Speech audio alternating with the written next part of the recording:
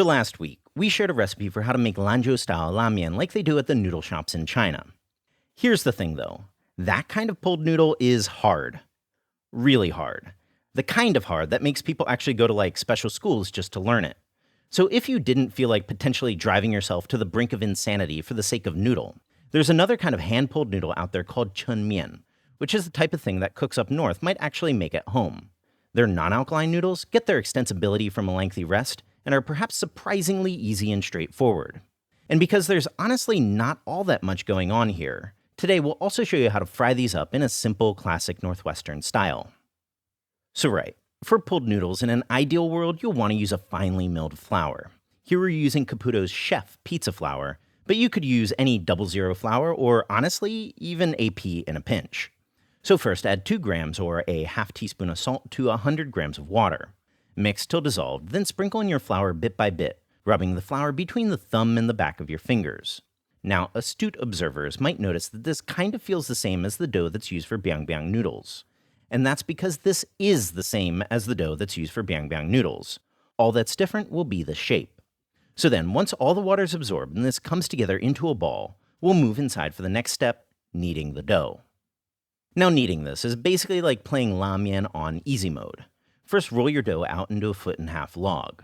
Then using the bottom of the palm of your hand, press down on the dough, then pull it up about an inch or two. Then repeat. Press, curl up, and do the same move all the way down the dough. Now take it, fold it in half, punch down, and continue doing the same motion. This is the making the abacus string technique in mian making. The idea is to align the gluten strands into one long rope to make a more pullable noodle. Luckily though, compared to mian, you don't have to be anywhere near as paranoid about flattening things out or rolling it tight, and it'll only take about 8 to 10 minutes to get to the point you need. What you'll be looking for is a uniformly smooth surface on the top and bottom of the dough. Then once you're at that point, just punch everything flat, fold the dough in half, punch it flat again, and fold a second time. Now press and slap that into a rectangular box-like object and give it a quick 10-minute rest. So after that time, grab a rolling pin and roll it out. Don't go crazy making this all thin or anything. We want it 1 centimeter thick, and for reference, this here ended up 7 inches by 4 inches. So then just cut it in half, but remember which direction the long side was, because that's the direction you'll be slicing. That's right, slicing. Unlike the Lanzhou-style pulled noodles, these ones are cut, which is what makes them so straightforward. Cut them into 1 centimeter strips, toss on a plate, and thoroughly rub them with oil. This will prevent the noodles from drying out during our long rest, so don't be shy. We used about 3 tablespoons worth in all. Then grab a bit of plastic wrap, cover, but really make sure that the plastic's clinging to the surface of the noodles themselves. We'll be resting these guys for at least 3 hours, but we haven't really found an upper limit here. In our tests, 8 hours or even overnight also work just fine. So 5 hours later now, take out your dough and grab a noodle. Roll it out and touch by hand until it's about doubled in length, then pull it. Once you can start to feel the resistance in the noodle, stop, then continue to lengthen it by smacking it a few times against the table. One more time, roll it out a touch, pull till you feel the resistance, then smack it about 10 or so times to lengthen it and thin it right out. If you've reached the limit of your wingspan and you want it thinner, you can fold your noodle and continue to smack. Be careful though, when folded, the ends of the noodle can sometimes like to break off, so try not to get too greedy. Here we're aiming for a thickness roughly akin to Japanese ramen or a touch thicker than spaghetti. And honestly, that's it. Just work through your noodles, stretching and smacking as you go, and with that, you've got yourself some pulled noodles. So let's show you how to fry these up. Now, there's probably about as many fried pulled noodles as there are fried rices, but no matter what, first give your noodles a boil. Cook those for about 45 seconds or so, or until 90% cooked, aka al dente, and take them out. Here we shock them in cool water because we are weirdly cooking in our living room, but you can just rinse yours under a faucet like a normal person. And now, to fry. Now again, there's a lot of different directions here. Today we chose egg as our protein, but you could also do lamb or really whatever. But as always, first, lang yao. Get your wok piping hot, shut off the heat, add in your oil, here about 2 tablespoons worth, and give it a swirl to get a nice nonstick surface.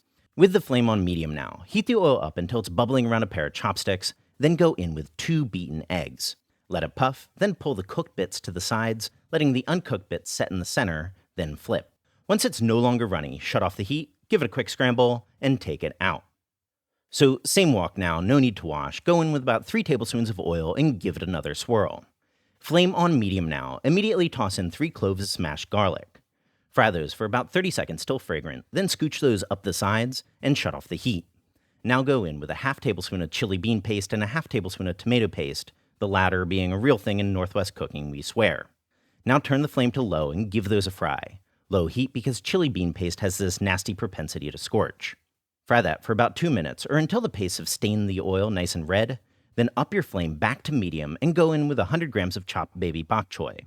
Give that a 30-second fry till it's starting to wilt, then toss in your noodles.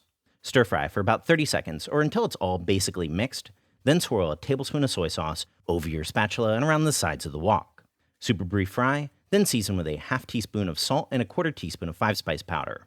Another quick mix, then go in with a quarter of an onion, a half a green mild chili, and red mild chili. Fry those for about 15 seconds or so, then add back in the fried egg. Super brief mix, then swirl a half tablespoon of dark Chinese vinegar over your spatula and around the sides of the wok. Quick stir, heat off, drizzle in a teaspoon of toasted sesame oil, another quick mix, and out. Stir-fried pulled noodles, done. So when I shape the dough, I cut the dough in half and then make logs. That's because my arms are pretty short and smaller logs makes it easier for me to pull. So if you have long arms, feel free to just like keep the dough in one single piece and then make longer logs and impress all your friends with your really long noodles. So right, check out the other link in the description box for a detailed recipe. A big thank you for everyone that's supporting us on Patreon. And of course, subscribe for more Chinese cooking videos.